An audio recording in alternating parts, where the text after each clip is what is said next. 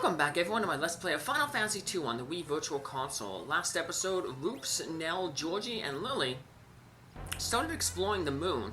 They explored a few caves, and then ended up outside this big crystal palace. It's time for us to step inside, and maybe this is where that voice that was apparently the Mesedian Elder told us was calling for us is coming from, so... But when we go in here to the right, there's an MP tile. You step on it, you get your MP restored. To the left here, it restores your hit points and your status. But there's an interesting, weird thing here. If you press A when you're facing the tile, you get into a one-time encounter, like almost like there's a treasure chest with monsters inside of it. So we got these red giants here, but they don't behave like normal red giants would. Normally red giants, they just hit you. Use an emission attack, which is a fire-based attack, to hit the entire party, and they counter magic with the beam attack. These ones, they just keep trying to petrify our characters, and I guess they have really bad magic stats because none of the petrification is going through. Now, one of the best ways to deal with these guys, it forces you to take one beam counter for magic. But if you have the weak spell that Tella had, Georgie hasn't gotten it yet. She'll get it in a few more levels. But these guys are very susceptible to weak.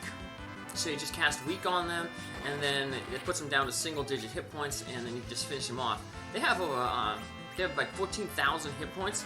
So just taking them out normally, it's going to take quite a while to do. So like I said, that weak really helps out. That is, I guess, a little bit surprising because a lot of enemies here toward the end of the game, they tend to have better resistances to statuses, where we were using a lot of statuses like Toad and Minnie against a lot of enemies earlier. A lot of that stuff ain't going to be as good in these toward the end game here, as monsters get a little bit more tougher. But the interesting thing about these guys is, that happens here is, even though they behave differently than regular red giants, they still have all the drops and stuff of the regular red giants. And I end up getting the Rune Axe, which is, like I said, the rarest drop from these guys. So, 1 in 256 chance of that happening. It's even made worse than that, because, like I said, there's it's only a 1 in 64 chance that an enemy formation will drop something. And then if they drop something, then it rolls to see if it sinks. So it's like a 1 out of 64 chance, and then a 1 out of 256 chance. So, yeah, it's amazing that I got that drop. So that's why when you're getting these, it took me so long to farm all those items. But, like I said, sometimes you just get lucky. So, Rune Axe can be equipped by Jarvis and Rupes. And it basically does extra damage to magic users type enemies. And speaking of magic users, we have this guy here, who's about to tell us who he is. Fusoya, the guardian of the Lunarian slumber. He's going to be basically like a buffed up Tella. Lunarians? Yes, millennia ago, the planet between Mars and Jupiter was about to be shattered. That's where the that's where the asteroid belt is. The people who survived this calamity escaped by the ships and headed for the Blue Planet. The Blue Planet? That's Earth. You land Earth. However, the people of Earth were still in the process of evolution. Thus, they created another moon and kept sleeping. Lunarians? But he refused it. He tried to make the Earth his place to live. Who? I forced him to sleep, but his thoughts were still awake.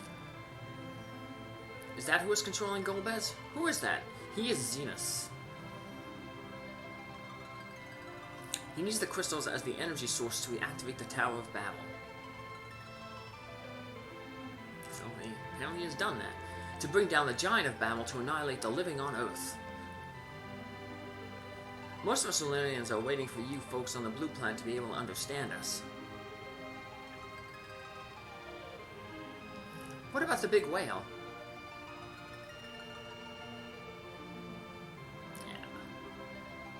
My brother Clulia made it to go to the Blue Planet.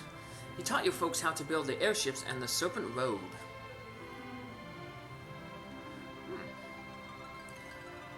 Yes, he didn't want to sleep either. Cluelia fell in love with a girl of your blue planet and gave birth to 2 children. One of them is you, Rupes. Rupes is half alien. Me?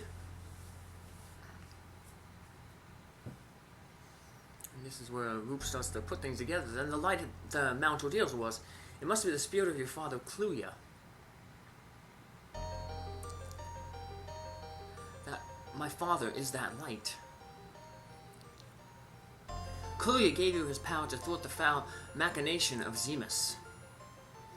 We must stop him for the sake of our 2 races. Let us hurry to the Tower of Babel in Elben. Tower of Babel, but it's shielded. That's why we couldn't get into it. I can neutralize the shield. I will go with you. And Lunarian Fusoya joined. And like I said, he's like a buffed up Tella. He basically has all the white and black magic spells in the game, including the ones that Tella didn't have. And he actually has enough MP to actually cast the Meteor spell. We are the crystals of the moon. There's even more crystals. Crystals on the earth, crystals of the moon. The Lunarians are sleeping deep under the ground here, and Fusoya is guarding the ones who are asleep. But Fusoya ain't gonna gain stats as he levels up here. But it's okay, because he's not in the party all that long. Zemus is a dreadful man. His evil mind does not sleep, even when his body lies dormant under the ground. We, the 8 crystals of the moon, are confining Zemus. And this is going to lead to the final dungeon, but it's sealed right now. Sealed with an unknown power. That must be keeping Zemus sealed in. Zemus used Goldbuzz to gather the crystals and increase their power with the Tower of Babel.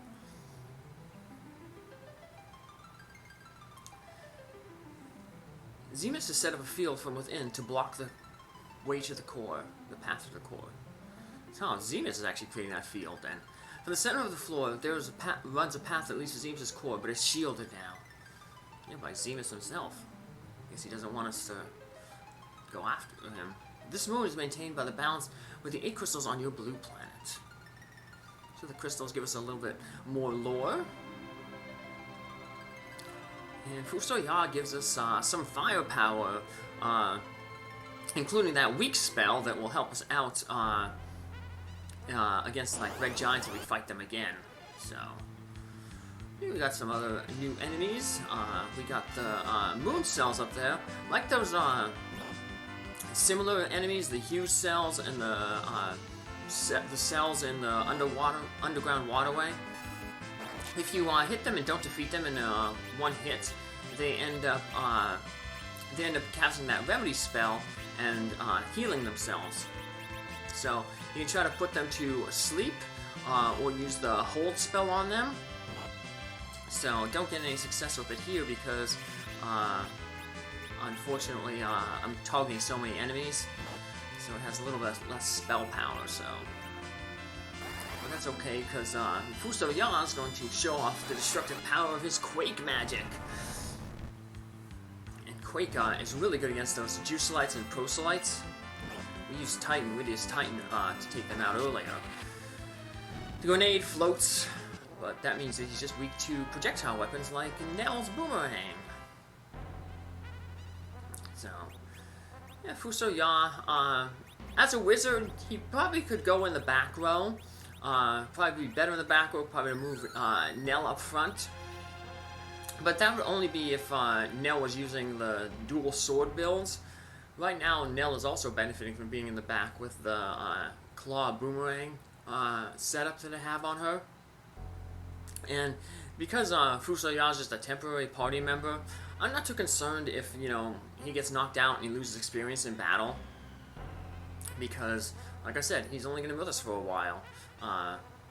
And he doesn't really gain a lot. Even if he gained levels with us, he doesn't gain a lot. He gains a few hit points, but he'll never gain any more magic points than he currently has, which is 199. I guess they don't want him to cast 2 castings of Meteo in one battle. So, in the after years, you can get these things called Soma Drops, which increase the character's MP by 10. So you can give that to Fusoya in that game.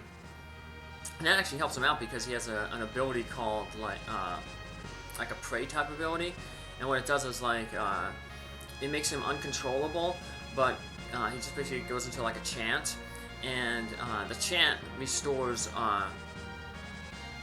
10%, 1% of everyone's magic points, of his magic points every time his turn comes up. So by increasing it from 190, basically it rounds to the lowest number.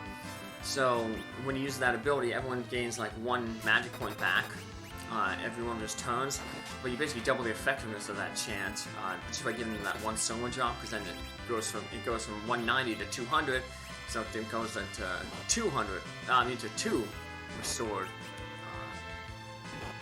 every time his like turn comes up. Actually, it's a little faster than every one of his turns, but it's just one way to make him a little better. But he doesn't have that command here in this game, so I said, probably another one of those things that was dummied out when they translated the game and brought it over here. So this is Cave Bahamut. We know Bahamut from previous Final Fantasy games as the King of Dragons. They talked about him a little bit in the library. They said, our father watches over us from afar.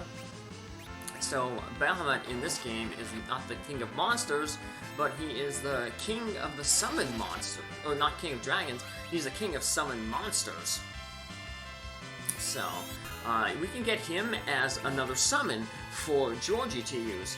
However, you can only get him as a summon if you already have the Leviathan summon. But I didn't get the Leviathan summon because, I want to show off he has different dialogue here.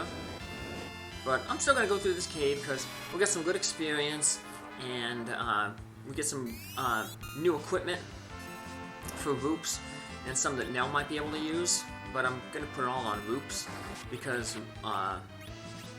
Nell has the equipment that's helping increase her strength to give her another attack multiplier.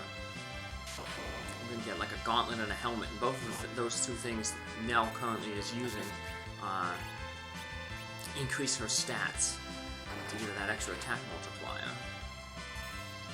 So you saw we took down that red giant with the weak spell. Now they usually come in this group with warlocks and carries. The carries, they can drop, they have some good drops there. The steel is the Artemis arrows. That's the strongest arrow in the game. And it's effective against dragons. And dragons are going to be a very popular enemy toward the end of the game. Their best drop there, though, the heroine robe, is a really good piece of armor for Georgie and Lily. Probably better for Lily because it increases the strength stat, and that'll help Lily do some extra damage with her bow and arrow, whereas Georgie doesn't really use, she's more worried about getting equipment that boosts her wisdom, so she's a better spellcaster, where Lily can still use physical attacks with her bow and arrow. So that's a good role for her. They can also drop, as their uncommon drop, not their rarest drop, but the Artemis bow, which is the strongest bow in the game. So you can get the best arrows and best bow just from that one enemy. So the Artemis arrows can be stolen, so you can get a whole bunch of them basically with Nell's Steel command. And you can get you can get so many of them, and if you're lucky enough to get multiple Artemis bows, you can actually convert Georgie into an archer if you want to. But she can potentially get a whip that it's another rare drop that can do extra damage to dragons. So a lot of endgame dragons. So if you get that dragon equipment, it's really helpful. Because when you ever use a weakness, you do like 4 times the normal damage. So I'm just going to warp out of this cave because we used a lot of resources there. Hop back to the big whale heal up, and then I'm going to make another dive into that cave. The only reason I want to have a lot of healed up here is because once we get down into the next floor, we're going to start running into mini-bosses, which are actually like which aren't dragons, but they hang out with the dragons a lot in the final stretch of the game. These behemoth monsters. You might remember them from the Final Fantasy II. That was the enemy that we fought to in the Colosseum to try to win Princess Hilda back from the Emperor. So it was a boss back in Final Fantasy II, and now it's a mini-boss here. We have 3 of them to deal with, and right now they're really tough to deal with just because of our levels and the equipment that we have. When we actually go through the final dungeon, it's really, really long, and we'll gain quite a few levels, and we'll have much better equipment, and they won't be as difficult. But for now, we're going to have to take them on a certain way. So, get some samurai armor here. Give that to Rupes. Nell can also equip samurai type gear, but like I said, I'm keeping her with the stuff that's increasing her stats. Now we can always tell there's going to be a mini boss behemoth monster when you cross like a little where the rows become just a one-tile little bridge. So yeah, once you want to heal up before you walk across those little one-tile gap bridges, because there's going to be a behemoth waiting there for you. So yeah, these are D-bones. Weak against fire, so a good fire 3 spell will take care of them. Unfortunately, they're not weak against holy. They have a palette swap version of them, which we'll encounter in the final dungeon, that is weak to holy. And that's really good for Rupes, because Rupes has the Excalibur sword, which is holy. And you can basically one-shot the palette swap versions of these monsters. He sits with his holy sword, and like I said, the weakness is like 4 times damage. So I like when Fusoya gets defeated, he passes out and he just becomes like a big blob. It's like a blob of hair. Oop. Well, let's get him back on his feet, because he's going to be very important for the battles with the behemoths. But not because of his magic. Not because of his attack magic. It's going to be his white magic that is key. So, the behemoths you don't want to cast. You don't want to cast black magic on them, because what they'll do is they'll counter magic with an ability called Storm, which is basically the weak spell, but it's for your entire party. And behemoths, they hit really, really hard. So, even if you wanted just single-digit hit points from that Storm spell, they could probably take you out with their physical attacks. Now, the key is they very rarely attack. They have really low agility, so it takes them a long time to take a turn. But they do, their danger comes from, they counter-attack every time you hit them. So what we're going to do is going to have Rosa and Fusoya use the Blink spell, which basically means 2 physical attacks miss your character. So you can't really see it here on the image of the same thing as Blink, but Nell can only cast it on herself. Now you can see a little bit there when Rupes went forward to attack, but just because the way I guess the frame rate that it's capturing, you can't really see. But there's like these little images that are the counters blinking. And as long as they're blinking, they can take, you see Fusoya that he's casting. As long as they're blinking, they can avoid 2 hits. And then they stop blinking when the behemoth hits them, attacks them twice. So basically I just want to have Lily and Fusoya blink everybody. Nell can blink herself with the image spell. And then just have Rupes and Nell take out the behemoth. It'll take a while to do that, but this is the safest method to do it. Because otherwise, if we had somebody who were weak attacking, like Lily, Georgie, or Fusoya, he has a staff.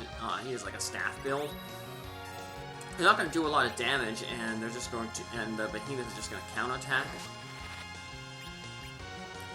And it's just much safer to go this way. I try to make it. I try a different strategy a little later on. One thing you can do is you can have Rupes berserked, and that way he'll hit a little harder, and you won't have to worry about, you know, inputting his commands. But the only problem with that is, you know, since he's always constantly attacking, if you ever get to a point where you need to establish blink on multiple characters, you know, you can always just take a break from having Rupes attack, and then set up your defenses again.